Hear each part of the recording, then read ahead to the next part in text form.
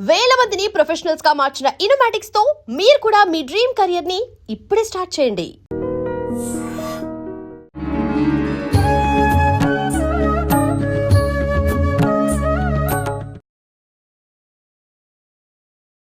నమస్కారం. Welcome to I dream. ధర్మ మార్గం విత్ విజిత కార్యక్రమానికి స్వాగతం. ప్రస్తుతం మనతో పాటు ఉన్నారు శ్రీ జగదాంబ త్రిశక్తి పీఠాధిపతులు బ్రహ్మశ్రీ బెనారస్ గురూజీ గారు. ఇప్పుడు వారితో మాట్లాడి మరిన్ని విషయాలు తెలుసుకుందాం. ముఖ్యంగా మనకు ఎన్నెన్నో సందేహాలు ఉంటూ ఉంటాయి. అవి నిత్య జీవితంలో కానివ్వండి, మనం ఆచరించే విధానాల విషయంలో కానివ్వండి, వాటికి సంబంధించి కొన్ని విషయాలు గురుగారితో మాట్లాడి సవివరంగా తెలుసుకునే ప్రయత్నం చేద్దాం. నమస్కారం అండి. నమస్తే అమ్మ. నేను ఇది మొదటిసారే వింటున్నా. మీరన్నట్లుగా ఆడవాళ్ళు సంతానం ఉన్న, మగవాళ్ళ సంతానం ఉన్న మోక్షాన్ని పొందుతారు పితృదేవతలు. కానీ సమాజంలో చూస్తే అలా లేదు గదండీ. పితృలు లేని అంటే కొడుకు లేనివాడు పున్నామ నరకానికి వెళ్తాడు అని చెప్పి, ఆడవాళ్ళు ఉన్నవాళ్ళు వాళ్ళసలు ఇంకా అంటే ఆ తల్లిదండ్రులకి ఇంకా అసలు మోక్షం లేదు, నరకంలోనే కొట్టుమిట్టాడాలి అని చెప్పి, ఈ విధానం అంతా చూస్తున్నాం గదా మరి. ఇది తెలియక జరిగినటువంటి అజ్ఞాన ప్రక్రియ అమ్మ. అజ్ఞానం స మాత్రమే. అజ్ఞానమే. పూర్తి అజ్ఞానమే. నేను దీన్ని పూర్తిగా ఖండిస్తున్నాను. హ్మ్. అలాంటి పనులు ఎవరైనా చేసినా కూడా అది చాలా తప్పు. మనం దాన్ని ఖండించాలి. హ్మ్. స్త్రీ ఇంట్లో ఒక ఆడపిల్లనే మీకు పుట్టింది. ఇద్దరు ఆడపిల్లలే. పోనీ నలుగురు ఆడపిల్లలే పుట్టారనుకున్నాం. తప్పకుండా మీరు గనక నిజమైనటువంటి ధర్మమైన జీవితంలో ఉంటే, మొట్టమొదటి ఆడపిల్లకి మగ పిల్లవాడు పుడతాడు. ఆ పుట్టినవాడు వీడిని తాతను చేసి దౌహిత్రుడు అనే పేరుతో మిమ్మల్ని నరకాన్ని దాటిస్తాడు ఈ దౌహిత్రుడు. కూతురు యొక్క కొడుకు అమ్మమ్మని, తాతయ్య. తాతయ్యని నరకం నుంచి దాటించగల శక్తి ఈ మనవడికి ఉన్నది. వేదం క్లియర్‌గా చెప్పింది. మరొకవేళ కూతురికి కూడా మగ సంతానం లేని ఎడల? అదే చెప్తున్నా గదా! ఈ ఆడపిల్లల్ని కన్న తండ్రి ధర్మంగా ఉంటే తప్పకుండా నేను చాలామంది నా దగ్గరికొస్తే మీకు తప్పకుండా ఆనందం లభిస్తుంది. మీరు అట్లాంటి బాధపడొద్దంటే మా దగ్గర ఒక శిష్యుడున్నాడు మాకు. అతనికి నలుగురు ఆడపిల్లలేనమ్మా. హ్మ్. పెద్ద అమ్మాయికి ఇద్దరు మగపిల్లలు పుట్టారు. నేను చెప్పాను పుడతారు హ్మ్. అని చెప్పాను. అలాగే వేరే చాలామందికి మగపిల్లలు పుట్టారు అలాగే. హ్మ్. మా స్నేహితులు గూడా కొంతమంది ఇట్లా చెప్పిన తర్వాత వాళ్ళు గూడా ధైర్యం తెచ్చుకున్నారు. చివరికి వాళ్ళే స్వయంగా ఈ పిల్లవాడి చేత వాళ్ళ మామగారు చచ్చిపోతే ఈ మనవడి చేత దహన సంస్కారం చేయించారు. ఓహ్! మరి చిన్న పిల్లాడే. ఇప్పుడు అంటే మీకు మీకు అర్థమయ్యేట్టు చెప్తా. ఇప్పుడు నేనే ఉన్నాను. హ్మ్. మా మామయ్య గారు కాలం చేశారనుకోండి. మా మామయ్య గారికి నేనే పెద్దల్లుడిని. హ్మ్. పెద్ద కూతురు తప్ప ఇంకెవరు లేదు. హ్మ్. నా పిల్లవాడి చేతనే ఆయనకు దహన సంస్కారం చేయించడం జరిగింది. మా శిష్యులు. నేను హుహుహు. చెప్పిన మాట విని. ఆహాహా! కారణం ఏంటి? శాస్త్రమే చెప్పాను నేను. అశాస్త్రం ఏం చెప్పలేదు. హ్మ్. దౌహిత్రుడి కింద వాడికి అర్హత ఉన్నది. హ్మ్. చేయించొచ్చు. అయితే నేను బతికుండాను కదా! తలకొరివి ఆయనకి ఆ! పెట్టడం శాస్త్రం మాత్రం దానికి అడ్డంకి ఏమి చెప్పలేదు. చేయించేస్తే నీకు పుణ్యము, నీ కొడుకు కూడా పుణ్యము. ఓకే. అందుకని ఆడది ఎక్కడ వేదంలో అందుకనేనమ్మా హ్మ్. వేదంలో మన దగ్గర మహిళా మూర్తులు గూడా ఉన్నారు. హ్మ్. ఒక అరుంధతి మీరు బాగా చూడండి. ఒక అనసూయాదేవి దేవతల్ని ఇట్లా ఆవిడ ఆడుకున్నది త్రిమూర్తుల్ని. ఆ! ఆ! కాబట్టి అలాంటి మహర్షుల యొక్క భార్యలమ్మ వాళ్ళందరూ ఆడవాళ్లే కదా! అవును. అవును. వాళ్ళని కడుపున పుట్టేదాకా వదిలిందా హ్మ్. అనసూయాదేవి. అవును. కాబట్టి ఆడవాళ్ళలో కూడా అంత శక్తి ఉంటుంది. ఎక్కడ ఆడదాన్ని మనం తక్కువ చేసి మాట్లాడరాదు. కాతే ఆడది దేవతగా ఉంటే బాగుంటుంది. దేవతా రూపంగా కనిపిస్తే బాగుంటుంది. నేటి సమాజంలో అది తగ్గిపోయిందనేదే మా బాధల్లా. హ్మ్. అంటే అన్నీ మారినప్పుడు బ్రతుకు తెరువు మారింది, బ్రతికే విధానం మారింది, తినే అన్నీ మారినప్పుడు అంటే ఆడవాళ్ళు ఉండే విధానం మారటంలో తప్పేముంది అని అడిగే వారికి ఏం చెప్తారు? రోజుకి 24 గంటలు మారిందమ్మా. లేదు. నా చిన్నప్పుడు సోమవారమే అన్నారు. ఇప్పుడు సోమవారమే అంటున్నారు. అది హ్మ్. మారలేదు కదా! ఆ! అప్పుడు ఎండాకాలమే, ఇప్పుడు ఎండాకాలమే. అప్పుడు భారతదేశం పేరు భారతదేశమే ఉంది. ఇప్పుడు అవేం మారలేదే. హ్మ్. మరి అన్నీ మారినియని మీరెలా చెప్తున్నారు? అంటే ఆహ్, మనుగడ. ఏమి మారలేదు. మీరు హ్మ్. మార్చుకున్నారు కావాలని. ఆ! స్త్రీలే పిల్లల్ని కంటున్నారు. హ్మ్. పురుషుడికైతే గర్భం రావట్లేదు. అది మారలేదు ప్రకృతిలో. హ్మ్. చెప్పండి. ఆ! కాకపోతే మీరు లేదు అనుకుని ఇప్పుడు మారింది అని అనుకుంటున్నారు. హ్మ్. కానీ పూర్వపు రోజుల్లో కూడా స్త్రీ రక్షకులుండేవాళ్ళు. ఇప్పుడు స్త్రీ రక్షకులు వచ్చారు. పోలీస్ డిపార్ట్‌మెంట్‌లో, మిలిటరీలో వచ్చారు. పూర్వం ఉన్నారు గదా! అది లేకపోతే ఝాన్సీ లక్ష్మీబాయి ఎందుకు యుద్ధం చేయగలుగుతుంది? ఆవిడ వెనకాతల ఎంతమంది ఆడవాళ్ళు సైన్యం ఉన్నారు అప్పట్లో. ఆ! స్త్రీలకు స్త్రీలే రక్షకులుగా పెట్టుకున్న రాజ్యాలున్నాయి కొన్ని. హ్మ్. ఎందుకంటే పురుష ప్రవేశం లేదు. ఆ! ఇది ఎక్కడి నుంచి వచ్చిందంటే రాధాదేవి లోకంలో కూడా అందరూ ఆడవాళ్లే ఉంటారు. ఆడవాళ్ళే. మగవాడు ఉన్నాడంటే ఒకడే ఒకడు కృష్ణుడు. కృష్ణుడు కూడా అక్కడ దేవుడిగా పూజింపబడతాడు. అవును. మరి అంటే అక్కడ అందరూ స్త్రీలే కదా! హ్మ్. కాబట్టి మనం ఇవన్నీ మారిపోయినాయి. ఏదో ఇప్పుడు కొత్తగా ఆడవాళ్ళు ఉద్యోగాలు ఏమీ లేదు. శాస్త్రంలో స్త్రీలు ఎప్పుడు ఉద్యోగం చేయాలని కూడా చెప్పబడి ఉన్నది. హుహు. ఆ! భర్త పక్షవాతం వచ్చి పడిపోయాడు. హ్మ్. అనారోగ్య పరిస్థితిలో ఉన్నాడు. తప్పకుండా ఉద్యోగం చేయవచ్చు. ఓహ్! ఎక్కడ స్త్రీని ఉద్యోగం చేయటానికి వీల్లేదు. అట్లా ఏమీ పెట్టిందేమీ లేదు. హ్మ్. భర్త బాగున్నప్పుడు నువ్వు వెళ్ళవద్దు. నీ ఇంటికే బోలెడంత నువ్వు శ్రమించాలి కాబట్టి అలసిపోతుంది ఆడదని హ్మ్. వెళ్ళొద్దన్నారే తప్ప, తల్లి అలసిపోవద్దని కోరుకునేది తప్ప వేదము, వెళ్ళమని చెప్పటం మాత్రం వెళ్ళొద్దు అని చెప్పటంలో మాత్రం ఎక్కడ వేదం చెప్పలేదు. హ్మ్. నీ భర్త అనారోగ్యంగా ఉన్నవాడు. తప్పకుండా వెళ్ళి నువ్వే సంపాదించి తీసుకురా. ఎందుకంటే ఇంటి తర్వాత రెండో పెద్దవి నీవే. అవును. పోషణ ఇబ్బంది పోషణ అవ్వకుండా. ఇబ్బంది కాకుండా. కాబట్టి దానిలో తప్పేమీ లేదు. హ్మ్. వేదంలో స్త్రీకి సమానమైన హక్కులున్నాయి. హ్మ్. లేవు లేవని మనం పోరాడుతున్నామేమిటో. ఉన్నదాన్ని ఉపయోగించుకుంటే మనమే గొప్పవాళ్ళం అవుతాం. అది ఇక్కడ. హ్మ్. జరుగుతున్నదేంటంటే, లేదని ఒక నింద వేసేస్తున్నారు వేదం మీద. ఆ! అది తప్పు. ఉంది అని ఫైట్ చేయడానికి గూడా అవకాశం లేదు గదండీ! ఉంది అనే విషయాన్ని తెలుసుకోవడానికి మీరు ప్రయత్నం చెయ్యాలి కదా! ఆ! ఏదైనా మీరు చక్కగా వేద ఘనాపాఠీలను పిలిపించుకొని, హ్మ్. అయ్యా స్త్రీలకు ఎట్లా ఉన్నది వేదంలో? హ్మ్. మాకు రక్షణ ఎట్లాగా? మా గురించి ఏమన్నా గొప్పగా చెప్పండి. అవి మీరు ప్రచారం చేయించుకోండి. ఆ! అంతకంటే గొప్పగా ఏముంది? ఇప్పుడు నేను చెప్తున్నాను కదా డైరెక్ట్‌గా. అవును. మీరు అడగక్రితమే నేను చెప్తున్నాను. స్త్రీకి చాలా హక్కులున్నాయి వేదంలో. హ్మ్. ఆ! చాలా చాలా హక్కులున్నాయి వేదంలో. హ్మ్. అంత హక్కు ఇవ్వబట్టే కదమ్మా! అప్పట్లో గార్గేయ గర్గి మహర్షిని కూడా వచ్చిందక్కడ. మనకి ఋషుల యొక్క ధర్మపత్నులందరూ కూడా భర్తల దగ్గర నుంచే విజ్ఞానాన్ని పొందారు. ఆ! వేరే చోటకెళ్ళలేదు. తన భర్త సీతాదేవికి కూడా కొన్ని అనుమానాలొచ్చినప్పుడు ఋషుల యొక్క భార్యలతో దగ్గర కూర్చొని, "అమ్మా! నాకు ఈ అనుమానం ఉంది. సందేహం నివృత్తి చేయండమ్మా" అంటే, అప్పుడు నాకేదో ఒకసారి మా వారు వేరే వారితో మాట్లాడుతుంటే విన్నానమ్మా అన్నట్టుగా చెప్పేవాడు. అంటే ఏమిటి? ఆడది అంత తెలివిగా విజ్ఞానాన్ని పొందేది. విద్యాభ్యాసం ఆవిడ స్కూల్‌లో చెయ్యక్కర్లా. ఆ! భర్త గారు వేరే వాళ్ళతో మాట్లాడుతున్నప్పుడు ఒక చెవి ఉంటే జ్ఞానం అంతా ఆవిడకొచ్చేసేది. ఓకే. ఓకే. ఆడదానికి అంత అమోఘమైనటువంటి టెక్నాలజీ ఉన్నది. ఎక్కడి నుంచైనా లాక్కోగలిగిన కెపాసిటీ ఆడదానికున్నది. హ్మ్. అంత కెపాసిటీ ఉన్నవాళ్ళు లేని వాళ్ళకే పిలువబడుతున్నారు. అది మా బాధ. పూజించాలి వీళ్ళని. హ్మ్. పూజింపబడే ప్రదేశంలో మీరుండాలని మేము కోరుకుంటున్నాం. గౌరవించే ప్రదేశంలో మీరుండాలి. గౌరవంగా ఉండాలి మీ జీవనం అని మేము కోరుకుంటాం. వేదం ఎప్పుడు కూడా స్త్రీని గౌరవించింది, పూజించింది, నమస్కరించింది. హ్మ్. చీత్కరించలేదు, తక్కువ చేయలేదు. అవును. అది తెలుసుకోవాలి. వేదం చేసిన పనికి, నేటి సమాజంలో చేస్తున్నటువంటి మనుషుల యొక్క పనికి. హ్మ్. వేదం ఎప్పుడు పూజించింది? చిన్నప్పటి నుంచి బాల పూజగా నవరాత్రుల్లో చేస్తాం. అవును. కుమారి పూజగా, సుహాసిని పూజగా, హ్మ్. దంపతులుగా, ముత్తైదువు పూజగా హ్మ్. అన్ని స్త్రీలకున్నాయి. అవును. మీకు పురుషుడికి మహా ఎక్కడుందమ్మా పూజ? ఏదో వేద పండితుడని ఒక చోట పూజ ఆ వేద బ్రాహ్మణులకుంది. ఆ! లేదా అమ్మా నాన్నలు పెద్దవాళ్ళు కాబట్టి పాద పూజ చేస్తాం అక్కడ. హ్మ్. కానీ స్త్రీకి అట్లా కాదు. ప్రతి చోట ఉన్నది. ఆ! గురువుగారని ఒక మగవాడికి ఉంది పూజ అంతే. అవును. కానీ ఇక్కడ గురువిని కూడా ఉన్నప్పుడు ఆవిడ కూడా పూజ చేస్తారుగా. ఆ! గురువుగారు భార్యకి కూడా పూజ చేస్తారు. సమాన స్థాయిలో చూస్తారు. అవును. అంటే అక్కడ కూడా పూజ ఉంది ఆవిడకి గురువునిగా. హ్మ్. కాబట్టి స్త్రీకి ఎక్కడా తక్కువ చేయలేదు సమాజంలో. వేదము సమాజం ఏమైనా చేసిందేమో నాకు తెలీదు గానీ, హ్మ్.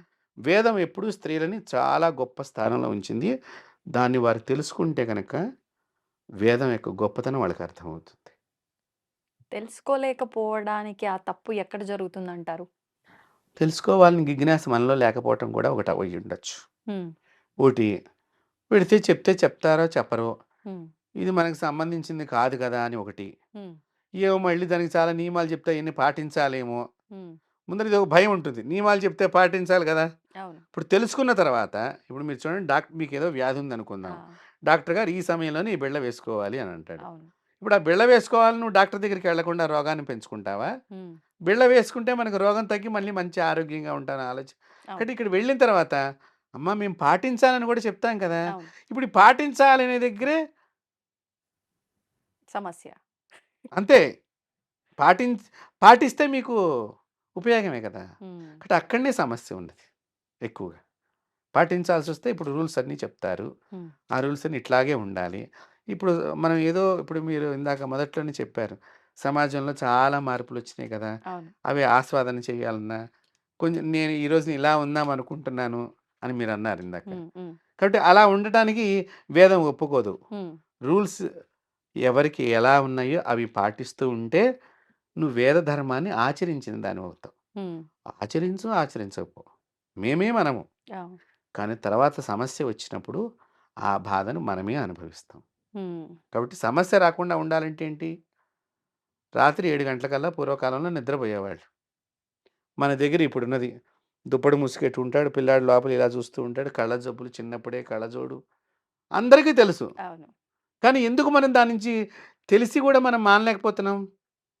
వ్యసనానికి ధర్మం పాటించకపోతే ప్రపంచంలో వ్యసనాలు రాజ్యాలేలుతాయి. ఇప్పుడు జరుగుతుందదే. నేను చెప్పక్కర్లే మీరు చెప్పేసారింక. ధర్మము పాటించకపోతే హ్మ్. వ్యసనాలే రాజ్యం ఏలుతాయి. హ్మ్. డబ్బు కూడా ఇప్పుడు అక్కడి నుంచే వస్తోంది. కానీ అంటే మీరు మాట్లాడుతున్న దాన్ని బట్టి తప్పు అయితే మగవారిది, లేపోతే ఆడవారిది ఒక రకంగా సమాజం పైనే. కానీ యుగధర్మం గూడా ఒకటుంటుంది గదా! యుగ సమా ప్రభావం సమాజంలో ఎవరు ఉన్నామమ్మా? మనమే వ్యక్తులం. అందరం ఉన్నాం. హ్మ్. మగ, ఆడ కలిసి ఉన్నాం. హ్మ్. కాబట్టి ఇద్దరు ధర్మాన్ని చేయాలి. ఆ! ఇద్దరు ధర్మం చేసినప్పుడు సమాజంలో ధర్మ ప్రవర్తన హ్మ్. ఉంటుంది. అందుకనే కదమ్మా! ధర్మము మనం పాటిస్తేనే అది మనల్ని రక్షిస్తుంది. హ్మ్. ధర్మో రక్షితి రక్షితః. ఆ! ధర్మాన్ని ఆచరించు. హ్మ్. అది నిన్ను రక్షిస్తుంది. మరి యుగధర్మం పరిస్థితి? యుగ ధర్మం చెప్పబడి ఉన్నది. హ్మ్. ఇప్పుడు మీకు ప్రపంచంలో ఒక వ్యాధి వచ్చింది. హ్మ్. కరోనా వైరస్ అనేది ఒక సందర్భంలో వచ్చింది. హ్మ్. కానీ దాని నుంచి మనల్ని అందరినీ కాపాడటానికి వాళ్ళ ప్రయత్నాలైతే ప్రభుత్వాలు చేశాయా లేదా? ఆ! మరి వ్యాధి వస్తోంది గదా! యుగధర్మం గదా! అని వదిలేస్తే యుగాంతమే అప్పుడు. ఇది గూడా అంతే. ఆ సమాధానం నాతో ఇక ఆ! నేను చెప్పక్కర్లేదు మీకు అర్థమైపోయింది. ఇప్పుడు వ్యాధి వస్తోంది. దాని లక్షణాలు ఇలా అంట. హ్మ్. అందరూ జాగ్రత్తగా ఉండాలి. ఆ! మాస్కులు కట్టుకోవాలి. ఎవరింటికి వెళ్ళొద్దు. మీ ఇంట్లో మీరుండండి. చేతులు కడుక్కోండి. చాలా చెప్పారు కదా! అవునండి. అవన్నీ మనం పాటించాం కదా! హ్మ్. ఎందుకు? నీకు ప్రాణం పోతుందని భయం ఉన్నది కాబట్టి పాటించావు. అవును. ఇక్కడ ఈ వ్యసనాలు నేర్చుకుంటే వెమ్మటే ప్రాణం పోటల్లా. ఆ! ఆ! ప్రభావం వెంటనే లేదు. లేదు. అందుకు నువ్వు ధైర్యంగా ఉన్నావు.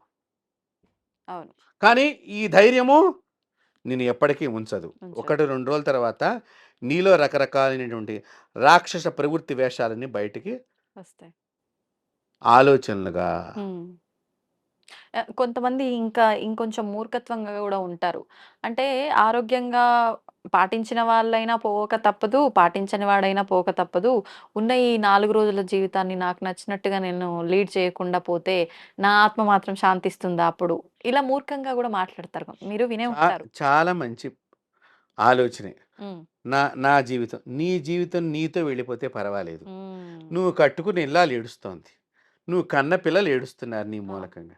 అప్పుడు వాళ్ళ జీవితాన్ని పాడు చేసింది ఎవరు? చేతులారా తను చేసినట్టే. మరి ఎందుకు వాళ్ళని ఏడిపిస్తావు? హ్మ్. సరే ఇక్కడనే ఉన్నది సమాధానం. ఆ!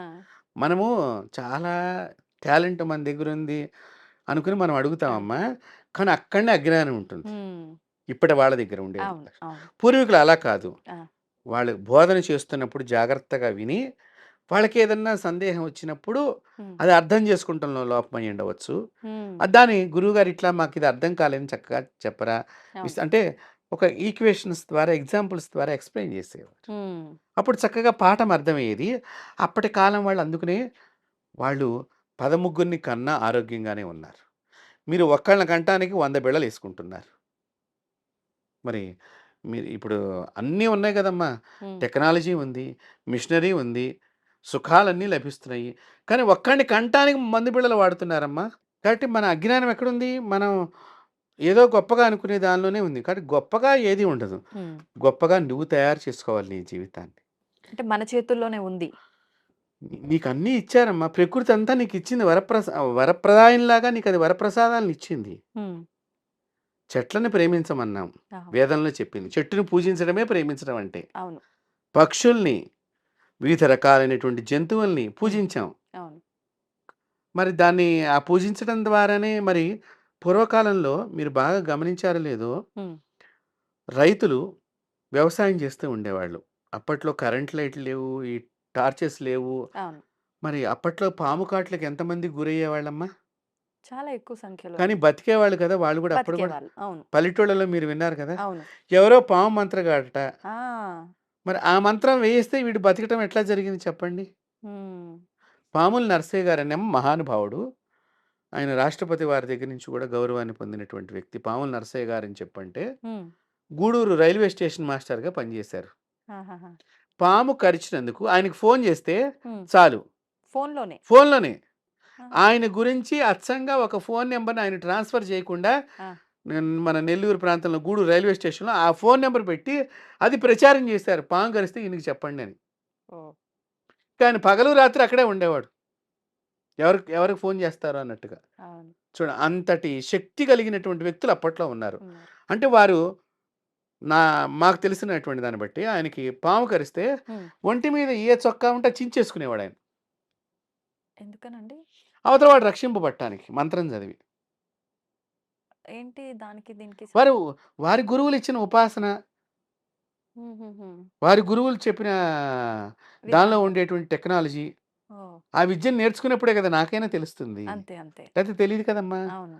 కాబట్టి అప్పట్లో మరి ఆయన చాలా మందిని కాపాడారు. హ్మ్. అలా కాపాడబడ్డ వాళ్ళు వేలల్లో ఉన్నారు పాముల నరసయ్య గారి దగ్గర. హ్మ్. ఆయనకి మరి రాష్ట్రపతి గారు కూడా గౌరవించారంటే మీరు ఆలోచన చేయండి. ఎంత ప్రత్యేకించి గూడూరులో ఆయన గురించి ఆ నంబర్ పెట్టి చాలా మందికి చెప్పారంటే, హ్మ్. పాముల నరసయ్య గారు అనేటువంటి ఆయన ఒక సద్బ్రాహ్మణుడు, నాగదేవత ఉపాసన చేసినటువంటి ఆయన. హుహుహుహు. ఉపాసనతో నాగదేవత ఎక్కడ కలిసింది ఏ ఊళ్ళో ఉన్నా కూడా ఆ! మన 2 తెలుగు రాష్ట్రాల్లో ఆయన పేరు చాలా మోగింది ఆయనది. ఆయన ఫోను చేస్తే చాలు హ్మ్. ఆయన వెంటనే చొక్కాని చించుకునేవారు మంత్రం చదివి. హుహుహు. తర్వాత మళ్ళీ ఎన్ని రోజులకో ఆయన దగ్గరికి వెళ్ళటము, మళ్ళీ దానికి విరుగుడికి ఆయన ఏదో మంత్రం చదివి తీర్థం ఇవ్వటం అవి చేస్తూ ఉండేవారు. ఓహ్! అలాగా. అంతెందుకమ్మా మన తెలంగాణలో గూడా మెదక్ పరిసర ప్రాంతాల్లో ఒక పాములు హ్మ్. మంత్రం వేసేవారున్నారు. ఆహా! సంగారెడ్డి, మెదక్ ఈ ఏరియాల్లో ఆయనున్నారు. ఆయన ఇప్పుడు కాలం చేశారని విన్నా నేను. ఆహా! ఆయన ముడి వేసేసుకోమని చెప్తాడు మంత్రం చెప్తూ. హుహు. మీ చొక్కా ముడి వేసుకోవాలనమాట. మీ చున్నీ ఇప్పుడు ఆ! ఎవరికైనా ఆడవాళ్ళకి కరిచిందనుకోండి, చీర ముడేసేసుకోవాలి. ఓహో! ఆ! అట్లా చేయడం వల్ల ఆ ముడి మళ్ళీ ఇప్పదీయకూడదు. ఎప్పటికి? ఆయన దగ్గరికొస్తే ఆయనే ఇప్పదీస్తాడు. ఓహో! మొన్న ఈ మధ్య దాకా మన ఆ! తెలంగాణ వచ్చిన తర్వాత కూడా, మన రాష్ట్రం ఏర్పడ్డ తర్వాత కూడా ఆయన కొద్ది రోజులున్నారు. హ్మ్. హ్మ్. ఆయన ఆ ముడి ఆయన ఇప్పదీసి ఏ మంత్రి ఇచ్చిన నీళ్ళు మొహం మీద కొడితే హ్మ్. ఆ నోట్లోంచి నురుగు బయటకొచ్చేదిట. ఒక 5 నిమిషాల తర్వాత లేచి ఇంటికెళ్ళిపోయేవాళ్ళు. హ్మ్. వాళ్ళు ఉచితంగానే చేశారు. ఈ శక్తి ఎక్కడిది? ఆ! ప్రకృతిని ఆరాధన చేయటము. ఓహ్! అంటే ఇప్పుడు వాళ్ళ తర్వాత ఎవరైనా కంటిన్యూ అంటే ఇప్పుడు చూడండి, ఒక్కొక్కళ్ళు తరం మారుతున్నప్పుడు, అవును. మనం సామాజికానికి కొంచెం అలవాటు పడుతున్నాం కదా! మనలో బలం ఎంతున్నదనేది ఎవరికి వారికి వ్యక్తిగతంగా తెలియాలి తెలి తప్ప, నేనది చెప్పలేనటువంటి వ్యక్తిని. హ్మ్. వారి వారి బలాలు వారి వారి మనసుకు సంబంధించినవి. ఆ! అయితే మేము చూసిన మహాత్ములు, వాళ్ళు మేము స్వయంగా చూస్తున్నాం కాబట్టి చెప్పగలుగుతాం. వారు నిస్సందేహంగా చెప్పగలుగుతాం. హ్మ్. ఇప్పుడు మీరన్నట్టు అంత నిష్టగా చేసేవాళ్ళు కరువయ్యారు. అంటే అందరూ ప్రకృతిని పూజించాలి. పురుషుడెప్పుడు గూడా హ్మ్. ప్రకృతిని పూజించాలి. హ్మ్. పిల్లలు పుట్టకపోతే నాగపూజలు చేయిస్తాం అవును. శాస్త్ర ప్రకారంగా పూర్వకాలంలో. ఆ! ఇప్పుడంటే ఏవో మందులొచ్చినియి, రకరకాలుగా జరుగుతున్నాయి ప్రక్రియలు. వాళ్ళు అన్ని ప్రక్రియలు జరిగినా, అన్ని ఐవీఎఫ్ సెంటర్‌లని అవని, ఇవని నడుపుతున్నా హ్మ్. ఫెయిల్యూర్సే ఎక్కువుంటున్నాయి మళ్ళీ దానిలో కూడా. అవును. సక్సెస్ రేట్ తక్కువే. ఆ! హ్మ్. మరి నాగపూజ చేసినటువంటి పుట్టినటువంటి వాళ్ళ సక్సెస్ రేట్ చాలా ఉంది. హ్మ్. మరి ఏం చెప్దాం చెప్పండి? ఆ! కాబట్టి వేదం అనేటువంటిది ప్రతి ఒక్కరిని పూజించటమే. వేదం అంటేనే అది. హ్మ్. నీ లోపల ఉన్న దేవుడిని చూడు, నీవే దేవుడివవుతావు. ఆ! అలా ప్రతి ఒక్కరిని దేవుడిగా చూడు, వాళ్ళు దేవతలుగా నీకు దర్శనమిస్తారు. హ్మ్. అదే వేదం. దాన్ని చూసి మనం భయపడిపోతున్నాం అంతే. అవును. ఆ పదం వింటే అమ్మో! కానీ వేదం అంటేనే నీవే దేవుడివి. ఆ దేవుడి గురించి నువ్వు తెలుసుకో అని చెప్పేదే వేదం. అయితే మగవాడు హ్మ్. ఇది తెలుసుకుంటానికి నిత్యము ప్రయాణం చేయాలి. తెలుసుకోవాలి. అయితే ఇక్కడొక మళ్ళీ మాట అంటారమ్మా. హ్మ్. వేదాన్ని బ్రాహ్మణులకు తప్ప మిగతా వాళ్ళకి నేర్పరు కదా! ఆ! ఇదొక మాట అంటారు. అంతే. యెస్. నేర్పరు. హ్మ్. దానికి కొన్ని రూల్స్ అండ్ రెగ్యులేషన్స్ ఉన్నాయి. ఇప్పుడు నాకు మనకి మీరు గమనించినట్లయితే చిన్నప్పటి నుంచి కొన్ని వైద్యం మీకు అర్థమైపోతూ ఉంటుంది.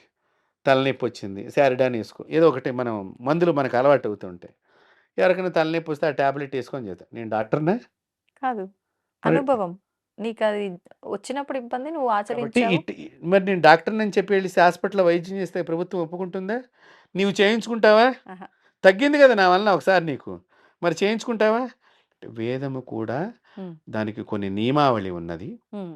ఆ నియమాలు పాటిస్తే దాని సారాంశం మీకు అర్థమవుతుంది. హ్మ్. దేనికైనా ఒక నియమం ఉన్నది కదమ్మా! అవును. ఒక డాక్టర్ అవ్వాలంటే మనం ఎన్నో పరీక్షలు పాస్ అవ్వాలి. అవును. గవర్నమెంట్ వారు మనకు ముద్రించినటువంటి సర్టిఫికేట్ ఇవ్వాలి. ఒక నంబర్ ఇవ్వాలి. హ్మ్. నంబర్ ఇచ్చి నువ్వు వైద్యం చేయటంలో ఏదైనా పొరపాటైతే నీ మీద ఏదైనా ఇష్యూ వస్తే ఆ నంబర్ రద్దు చేసే అవకాశం వాళ్ళకున్నది. ఆ! మరి దీనికే ఇంతున్నప్పుడు భగవద్ దర్శనానికి సంబంధించిన దానికి నియమాలు చాలా ఉంటాయి. హ్మ్. నియమావళి కలిగిన జీవితం నీలో ఉంటే గురువులు అనుగ్రహిస్తారు నీకు కూడా. అంటే బ్రాహ్మణులు కాకపోయినా పర్వాలేదు. నియమాలు పాటిస్తే హ్మ్. అనుగ్రహిస్తారు గురువులు. ఓహ్! అలా అనుగ్రహించిన వాళ్ళేగా పూర్వం నుంచి ఋషులుగా ఉన్నవాళ్ళు. ఆ! వాల్మీకి బ్రాహ్మడు కాదు. ఆయన రాసిన రామాయణం మేము చదువుతున్నాం. అవును. వేదవ్యాసుల వారు బ్రాహ్మణ కాదు. జ్ఞానాన్ని ఇప్పుడు అంటే ఏంటి? హ్మ్. ఆ తపన నీలో ఉన్నప్పుడు గురువుగారు నీకు ఆటోమేటిక్‌గా వీడి వలన దేశం ఉద్ధరింపబడుతుంది. హ్మ్. ఈ శాస్త్రాన్ని గౌరవిస్తాడు. ఈ శాస్త్రాన్ని నిలబెడతాడనుకున్నప్పుడు గురువు నీకు ప్రసాదిస్తాడు.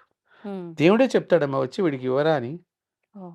నీలో ఆ యొక్క అదే అంటున్నా నియమబద్ధమైన మగవాడికి నియమబద్ధం లేకనే హ్మ్. ఇంత సమస్య ఈ రోజున. నియమబద్ధంగా ఉంటే నీవే దేవుడివి. హ్మ్. అది తెలుసుకోవాలి మగవాళ్ళందరూ. లేదు మనం అంత నియమాలుగా లేము. దాని అర్థాన్ని తెలుసుకుంటానికి చక్కగా ఒక వేద పాఠశాలలో ఒక అధ్యాపకుడిని పిలిపించుకొని హ్మ్. ఒక ఆదివారం చాలామంది ఇప్పుడు శుక్రవారం నైట్ నుంచి ఏంటి ఆదివారం నైట్ దాకా హ్మ్. ఎంజాయ్ మూడ్‌లో ఉంటున్నారు. అవును. వీకెండ్. వీకెండ్. ఒక వీకెండ్‌ని హ్మ్. ఒక దేవాలయం శుభ్రతకి వీళ్ళేమన్నా ఖర్చు పెడుతున్నారా? హుహు. చెప్పండి. లేదు. ఒక ఈ వీకెండ్‌ని జ్ఞానం సంపాదించుకుంటానికి ఏమన్నా ఖర్చు పెడుతున్నారా? మరి మీ పిల్లలకి ఎలా వస్తుంది జ్ఞానం? మీకే రాలేదు. హ్మ్. మీరే తెలుసుకోలేదు. మీ పిల్లలకి చెప్పాలంటే ఏం చెప్తారు? అంటే ఇప్పుడు మీరిలా అడిగారు గాబట్టి, ఇవన్నీ చెప్పారు గాబట్టి, ఇది జ్ఞానమేమో, ఇది తెలుసుకోవాలేమో అని అనిపిస్తుందేమో. ఇది విననంత వరకు మాకనిపించే జ్ఞానం అంటే నాకు కాదు జనరల్‌గా ప్రతి ఒక్కరి ఉద్దేశ్యం. బ్రతకడానికి ఆ బ్రతుకు తెరువు కోసం నేను చేస్తున్న వృత్తిని చేస్తూ, నా పోషణకి, కుటుంబ పోషణకి తగిన ధనాన్ని సమకూర్చుకుంటూ, నా అవసరాలు నేను తీర్చుకోగలిగితే చాలు. ఈ జ్ఞానం వల్ల నేనేం సాధిస్తాను అనే ఒక ఉద్దేశంలో ఉంటున్నారేమో అని నా ఆలోచన. అలా ఉండవచ్చు గాక వాళ్ళు. హ్మ్. కానీ మన జీవితానికి ఒక సార్థకత ఏముంటుంది చెప్పండి? హ్మ్. మీరు జీవితానికి హ్మ్. ఒక సార్థకత అని ఉండాలి కదమ్మా! అవును. నువ్వు చివరి రోజుల్లో హ్మ్. వెళ్ళిపోయేటప్పుడు నేనిది సాధించాను. నాదొక పేజీ దేవుడి దగ్గర ఉన్నది. హ్మ్. బాగా గుర్తుపెట్టుకోండి. హ్మ్. దేవుడిని మీరు చూడటమా? మిమ్మల్ని దేవుడు చూడటమా? హ్మ్. నమ్మకం లేదండి మాకు. అనుభవిస్తారు తర్వాత. హ్మ్. మందేసుకోను, హ్మ్. రోగం పెరుగుతుంది. అంతే సింపుల్ ఇక్కడ. దీని అవును. గురించి మనం ఎక్కువేం మాట్లాడక్కర్లేదమ్మా. నువ్వు నమ్మావు. హ్మ్. నమ్మితే తాడే పామయింది నీ భ్రమతో తాడు పాముగా కనిపించింది. అవును. అది కూడా ఒక రకమైన నమ్మకమే. అంతే. భయం చేతనో, దేని చేతనో అమ్మో అన్నట్టుగా కాళ్ళు వెనక్కి లాక్కుంటాం. హ్మ్. ఇది కూడా అంతే నీ జీవితం కూడా అలాగే కనిపిస్తుందప్పుడు. హ్మ్. ఎవరికి ఇప్పుడు నాశనం అవుతున్నాం కదమ్మా! అవును. జ్ఞానం తెలుసుకోకపోతే ప్రపంచం నాశనం అవుతోంది హ్మ్. మెయిన్‌గా. మనం అనుకుంటున్నాం ఇతర దేశాల్లో చాలా గొప్పగా ఉన్నాయంటున్నారు. కానీ నేను ఒకటే చెప్తున్నాను. హ్మ్. ఇతర దేశంతో పోల్చుకోవద్దు. ఇతర దేశంలో ఉన్న ప్రమాదాలు మన దేశంలో లేవు. ఎవడో ఒకడొస్తాడమ్మా. ఆ! టక టక టక ఓ 10 మందిని షూట్ చేస్తాడు. వాడు చచ్చిపోతాడు. ఎందుకు వాడు చంపాడో తెలీదు పాపం. అవును. వీడెందుకు చచ్చిపోయాడో వీడికి తెలీదు. హ్మ్. అంటే దానికి కారణం ఏంటి? శ్వేత వస్త్రధారణ లేకుండా, ఆ! నియమబద్ధమైనటువంటి జీవితం లేకుండా చిన్న పిల్లవాడి దగ్గర నుంచి పెద్ద పిల్లల దాకా అందరూ కూడా హ్మ్. పుచ్చుకోకున్న ఆహారం పుచ్చుకోవటం, పుచ్చుకోకూడని ద్రావకాలు పుచ్చుకోవటం, హ్మ్. ఇవన్నీ చేయటం మూలకంగా ఆవేశం వస్తుంది. అవును. చిత్రం చూస్తాడు. ఇది చేయటానికి సమయం దొరకలేదు. హ్మ్. ఆ అభద్రతా భావనతో చంపాలనే దృష్టి కలుగుతుంది. అందుకనే వేదం సంతాన సమయంలో స్త్రీని, ఆ పురుషుణ్ణి ప్రశాంతంగా ఉండాలిరా, మంచి విషయాలు వినాలిరా అని చెప్పింది. హ్మ్. అప్పుడు మంచి సంతానం కలుగుతుంది. భయం అందుకనే హిందువులకు భయం తక్కువమ్మ మొట్టమొదటి నుంచి కూడా. ఆ! ఇప్పుడిప్పుడు భయం వస్తోందంటే, పూర్వం ఉన్న హిందువులకి, ఇప్పుడున్న హిందువులకి చాలా తేడా ఉన్నది. అవునండి. ఇప్పుడు వీళ్ళు భయంలో పుడుతున్నారు. హ్మ్. అప్పట్లో వాళ్ళు భయంలో పుట్టలేదు.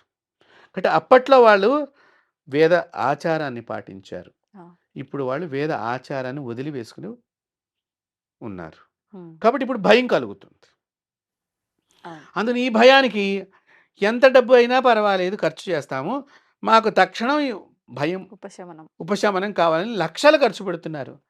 కానీ ఈ లక్షలు ఖర్చు పెట్టినా అక్కడ సరియైన సాధకుడు లేనప్పుడు అవును. ఈ లక్షలు కూడా వృధా అవుతాయి. నేను ఖర్చు పెట్టాను, ఫలితం రాలేదు కాబట్టి దేవుడు లేడు అనే హ్మ్. మాట అంటున్నారు ఇప్పుడు చాలామంది. అవును. మనుషుల్ని మనుషులు అంటే బ్లేమ్ నువ్వు చేసుకుంటూ డబ్బులు ఎవరికిస్తున్నావు? హ్మ్. సాధకుడే సాధకుడికి. సాధించిన విజ్ఞానికి ఇస్తున్నావా?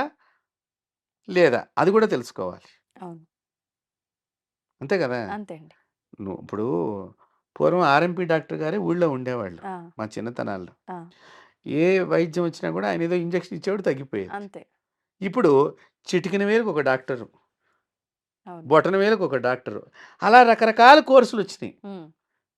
కానీ ఈ ఈ ఈ ఒక్కొక్క కోర్స్ దగ్గరికి ఇంకో డాక్టర్‌ని అడిగితే, "ఇది నాది కాదమ్మా, ఆ డాక్టర్ గారి స్పెషలైజేషన్ ఆయన చేశారు. దానికెళ్ళండి" అంటున్నారు. అవును.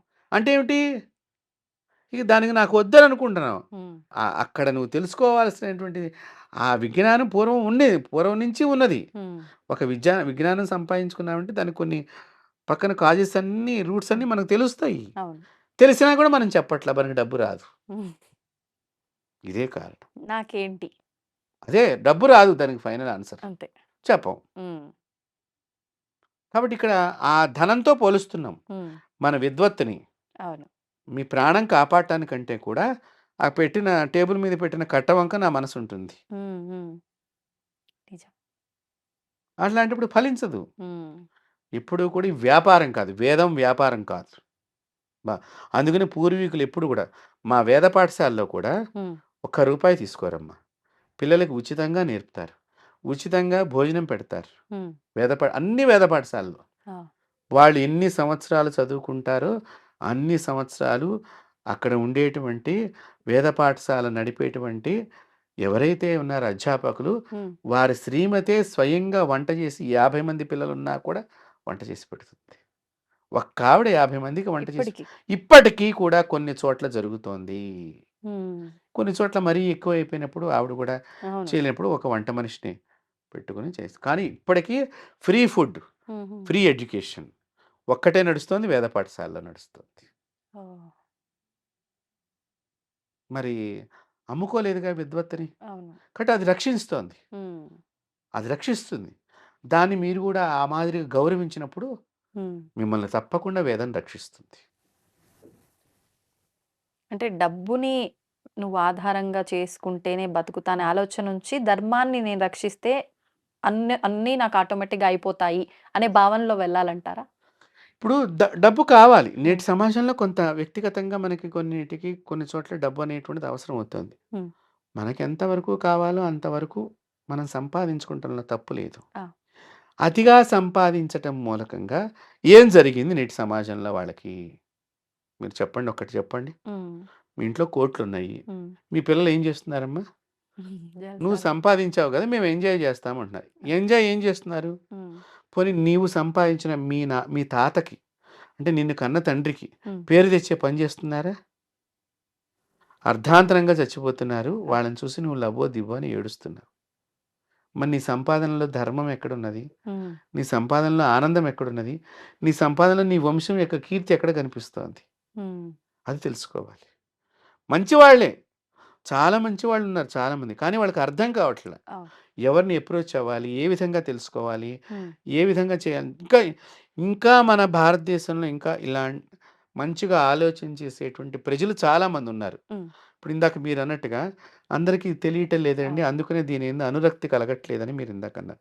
కాబట్టి ఇప్పుడు ఈ వీడియో అన్నా చూస్తే కొంతవరకన్నా మార్పు రావాలి. మంచి సమాజం కావాలని అవును. నేను కూడా మీ ద్వారా మన వీక్షకులందరినీ కోరుకుంటున్నాను. మంచి సమాజం ఉంటే మనం ప్రశాంత జీవితాన్ని గడుపుతాము. అవును. మన తిండి మనం తినడానికి గూడా మీరన్నట్టు భయపడే రోజులు. అంతే గదమ్మా! నిజంగా. కాబట్టి మనకి ఆ భయం పోవాలి అంటే ధర్మాన్ని సమాజం. ఆచరించాలి. అందరం ఆచరించాలి. అవును. పూర్వం ఏంటంటే 99 పాళ్ళు ధర్మాన్ని ఆచరించేవాళ్ళు. హ్మ్. ఎక్కడో ఒకళ్ళు ఆరో అధర్మం వైపుగా ఉండేటువంటి వాళ్ళు. హ్మ్. ఇప్పుడు ఈ ఒక్క పాలే ఉన్నది అనేటట్టుగా ఉన్నది సమాజంలో. ఆ! ఇప్పుడు అందువల్ల ప్రమాదాలు ఎక్కువవుతున్నాయి అవును. అవును. మెయిన్‌గా. కానీ ఉన్నారు చాలామంది మంచివాళ్ళు. హ్మ్. చాలా చోట్ల ఉన్నారు. చాలా మంచి కార్యక్రమాలు చేసేవాళ్ళున్నారు. హ్మ్.